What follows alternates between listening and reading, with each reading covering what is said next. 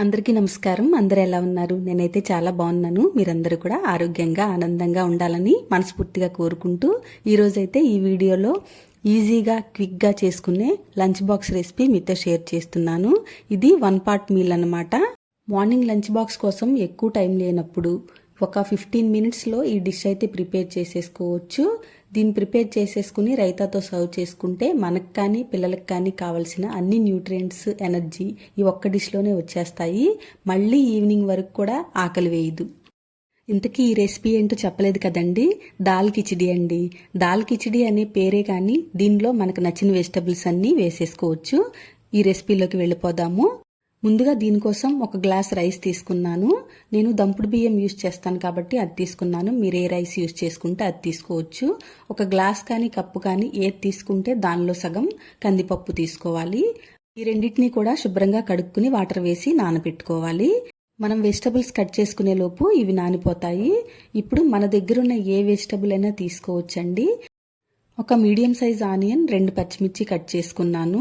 నిలువుగా స్లైసెస్ లాగా కట్ చేసుకున్నానండి. అన్నీ ఒకేలా కట్ చేసుకుంటే ఏంటంటే ఈవెన్గా కుక్ అవుతాయి. ఒక క్యారెట్, ఇవి పనస గింజలు. పనస తొనలు మనం తెచ్చుకుంటాం కదా, అవి తినేసిన తర్వాత ఇవి పడేయకుండా వీటిలో ప్రోటీన్ ఎక్కువ ఉంటుంది. పై లేయర్ తీసేసి ఇవి యూజ్ చేసుకోవచ్చు. ఒక medium size tomato, half potato తీసుకున్నాను. మనం యూజ్ చేసే క్వాంటిటీని బట్టి వెజిటబుల్స్ వేసుకోవచ్చు.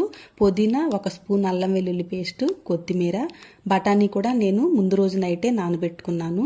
అప్పటికప్పుడు అనుకుంటే గనక ఇవి స్కిప్ చేయొచ్చు, లేకపోతే ఫ్రోజన్ పీస్ ఉంటాయి కదా అవైనా యాడ్ చేసేసుకోవచ్చు. స్టవ్ ఆన్ చేసుకుని కుక్కర్ పెట్టేసుకుని 1 స్పూన్ ఆయిల్, 2 స్పూన్లు నెయ్యి వేసుకుని 2 బిర్యానీ ఆకు, దాల్చిన చెక్క, 2 లవంగాలు, హాఫ్ స్పూన్ సాజీరా కూడా యాడ్ చేసేసుకుని ఇవి ఫ్రై అయిన తర్వాత మనం స్లైసెస్ లాగా కట్ చేసుకున్న ఆనియన్, పచ్చిమిర్చి వేసుకుని కొంచెం సాల్ట్ వేసుకుని వీటిని ఫ్రై చేసుకోవాలి.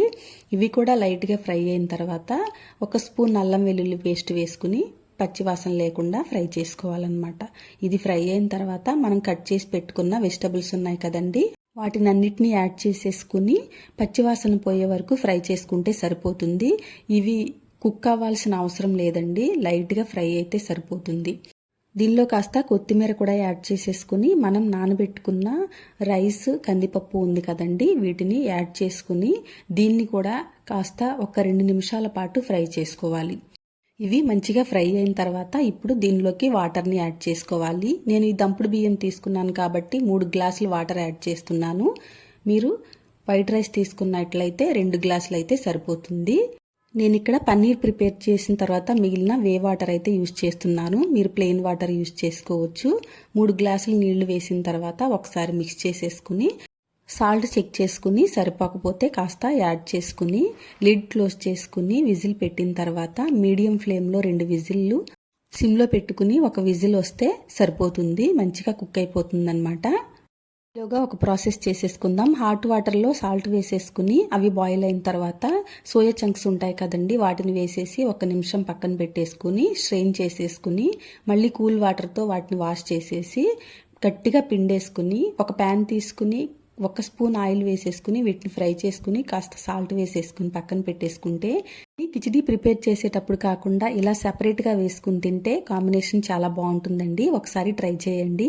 మన కిచిడి అయితే రెడీ అయిపోయింది. చూశారు కదా, పర్ఫెక్ట్గా కుక్ అయిపోయింది అనమాట. దీన్ని వేడివేడిగా రైతాతో సర్వ్ చేసుకుంటే సూపర్గా ఉంటుందన్నమాట. ఈ tasty and easy lunch box recipe మీకు నచ్చితే ఒకసారి ట్రై చేసి ఎలా వచ్చిందో కామెంట్ చేయండి. ఈ వీడియో కనుక మీకు నచ్చినట్లయితే లైక్ చేయండి, షేర్ చేయండి, మన ఛానల్కి సబ్స్క్రైబ్ చేసుకోండి. Thanks for watching.